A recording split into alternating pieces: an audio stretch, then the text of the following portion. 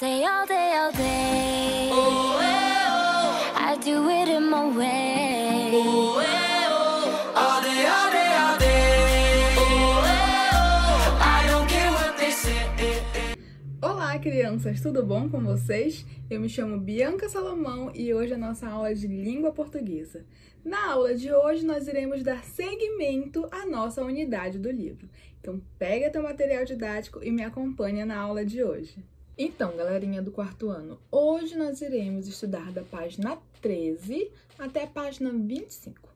Nossa, professora, muitas páginas. Calma, vamos determinar o que nós iremos estudar hoje. Nós vamos estudar encontro vocálico, concordância, nós vamos estudar leitura, produção textual, vamos ensaiar um pequeno sarau que eu vou explicar mais lá na frente e a nossa autoavaliação. Então, vamos parte a parte. Vamos começar com encontro vocálico. Você já ouviu falar em encontro vocálico? Quando eu falo encontro vocálico, o que você lembra? Encontro, né? Duas coisas juntas. Vocálico, vogal. Olha lá. Encontro, juntos, vogal. Vogais juntas, numa palavra. Então, a gente vai falar sobre esses encontros vocálicos. Ao falar em encontro vocálico, nós precisamos entender que nós teremos o ditongo, o tritongo e o hiato. O que é cada um desses? Bem, ditongo, 2. Nós teremos duas vogais em uma mesma sílaba. É quando essas vogais não se separam. Então, a gente forma um ditongo.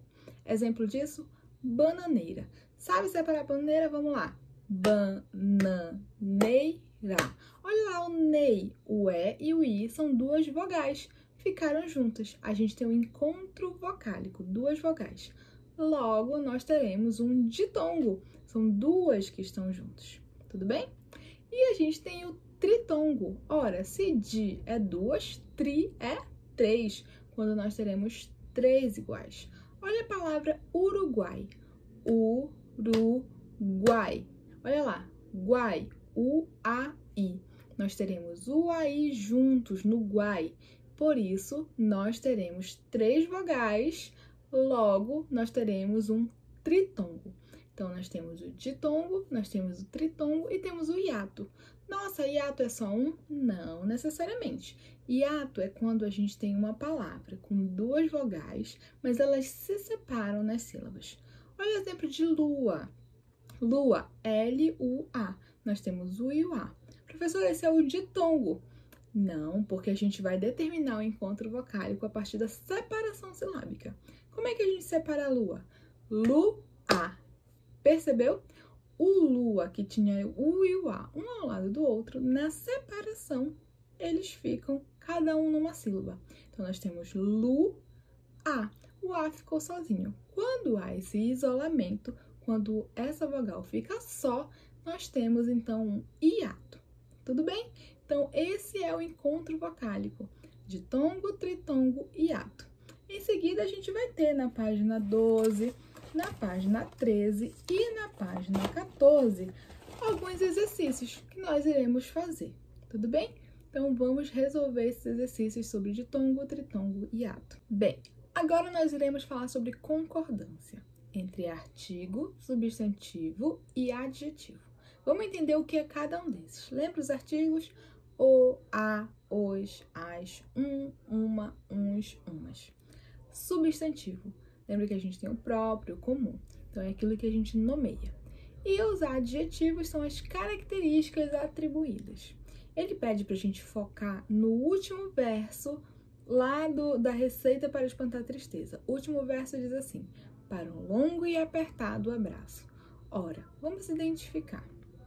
Para um artigo, longo e apertado são o quê?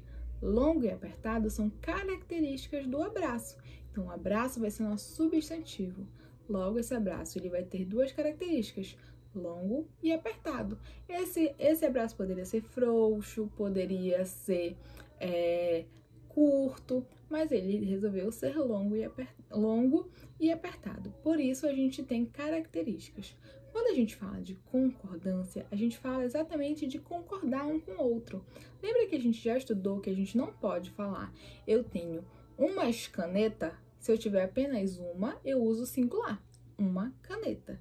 Agora, se eu tiver mais de uma, aí sim, umas canetas. Eu não posso dizer as canetas, eu digo a caneta. Mas se eu tiver mais de uma, eu digo as canetas. Isso é concordar. Então, eu preciso concordar o meu artigo com o meu substantivo.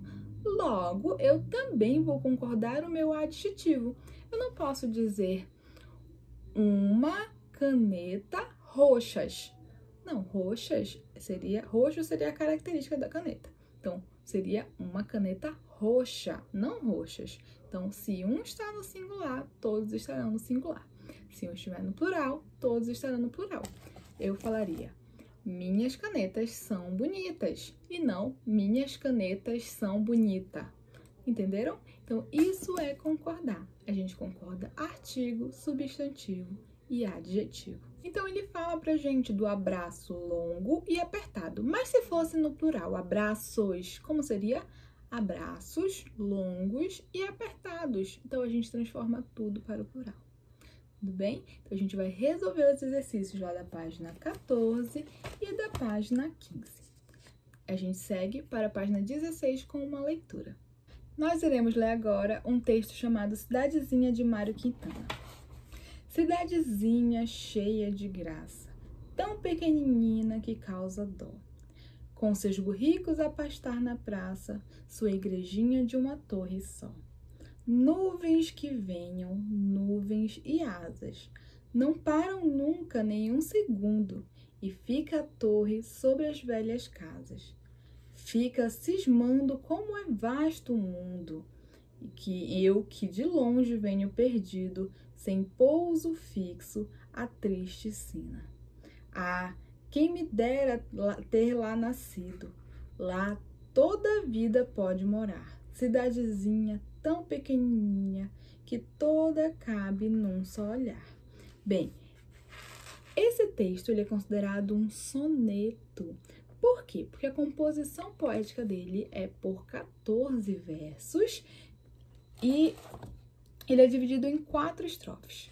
Ou seja, 2 estrofes com 4 versos e 2 estrofes com 3 versos. Então, a gente tem 4, 4, 3, 3. Sempre que nós tivermos um texto com 4, 4, 3, 3, nós teremos um soneto. Essa é uma característica dele. Em seguida, lá na página 17, nós teremos uma interpretação textual e vocês irão responder essa atividade.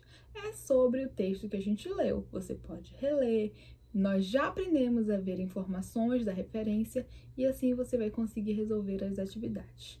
Agora, nós vamos para a nossa produção textual. Nós iremos produzir um poema. Antes de nós produzirmos um poema, nós precisamos relembrar o que é um poema, né? Então, se você já conseguiu entender o que é ele, a gente vai então para o planejamento da escrita. Se você ainda não conseguiu, essa é a hora. Então, olha lá. O que é um poema? A gente precisa entender que o poema é constituído por versos, né? Aquelas linhas. Essas linhas, esses versos, eles contêm rimas. Então, ele tem toda uma sonoridade. Eu vou rimar. Por exemplo, panela, janela, posso rimar porta, torta. São palavras que eu achei aqui para rimar, mas é claro que no seu texto vai fazer todo um sentido. Esses versos, eles formam estrofes. Então, eles podem ter versos regulares ou irregulares. Regulares quando todas as estrofes tiverem 4 versos, por exemplo. Ou irregulares, se uma tiver 4, outra tiver 6, outra tiver 8. Fica a sua escolha.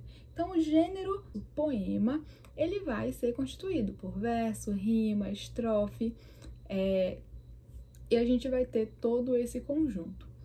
Em seguida, a gente vai planejar nossa escrita. Como é planejar uma escrita? Eu vou entender sobre o que eu quero escrever, sobre a escola, sobre os amigos, sobre a família, e eu vou pedir ajuda, né, para o meu pai, para minha mãe, para minha tia, para alguém responsável que possa me auxiliar nessa conduta de escrita. Então, você vai escrever o seu verso, você vai planejar o seu poema. Em seguida, após planejar o seu poema, aí sim a gente vai para o processo de escrita. Depois a gente vai ler aquilo que a gente escreveu. Será que ficou bom? Se não ficou bom, a gente vai para o processo de reescrita. E assim, vocês irão fazer um poema. Após fazer esse poema, passar para o livro, você vai gravar um vídeo para os seus colegas contando esses poemas. E quem está em sala, a gente também vai gravar e vai enviar para vocês. Então a gente vai fazer essa troca, né? Essa troca feita entre quem está em casa e quem está na sala de aula. Eu também vou fazer o meu e a gente vai trocar essa experiência. Então a gente espera que seja muito legal essa produção textual. Se você já escreve textos, você vai ser muito bem, você vai sair maravilhosamente bem porque você já tem esse hábito de escrita. Se você não produz texto, não se preocupe. Essa é a hora de começar essa produção. Então, todo início ele vai ser difícil, mas ele vai se tornando fácil ao decorrer de que você vai criando habilidade com isso. Imagina que tu foi jogar a primeira vez o teu joguinho, tu não sabia, tu foi aprendendo. E é assim com a escrita também. Se a gente não exercita, a gente não consegue aprender. Então, eu espero que vocês consigam produzir. Qualquer dúvida, é só me chamar. Depois, lá na página 20, na página 21, 22 e 23, a gente vai ter atividades. O que são essas atividades? Elas são atividades autoavaliativas. Lembrando da nossa primeira aula e dessa aula agora, vocês irão responder essas questões. Depois disso, ao final, ele vai ter uma linha de chegada, que é o final da unidade, a qual você vai se autoavaliar. Será que eu aprendi o que é um poema? Então eu vou colocar uma carinha feliz, uma dúvida, uma triste. Será que eu sei interpretar um poema? Eu consigo entender do que ele está falando? Então você vai se autoavaliar depois de fazer essa resolução. E é bem aí que a gente chega no nosso principal ponto. Não adianta eu assistir às aulas, eu estar chegando aqui no final da unidade se eu não conseguir entender. E é por isso que eu digo para vocês se autoavaliarem com muita seriedade e trazerem isso para realmente vocês entenderam ou não. Porque se vocês entenderam, isso é muito bom, a gente atingiu o que a gente estava esperando. Se vocês não conseguiram entender, a gente vai precisar trabalhar para que esse entendimento ele chegue até você. Então eu preciso que vocês se autoavaliem de maneira muito sincera e honesta. Tudo bem? Qualquer dúvida é só falar comigo no WhatsApp. E aí eu vou respondendo e tentando sanar suas dúvidas da maneira mais clara possível. Bem, a nossa aula chega ao fim. Eu preciso que vocês resolvam as atividades, tirem suas dúvidas, produzam seus textos para que a gente consiga fluir nas próximas aulas. Esse é só o início do nosso ano letivo e eu sei que a gente vai ter muito mais por aí. Logo, logo nós nos encontraremos todos vacinados na escola. Beijinhos e até a próxima aula!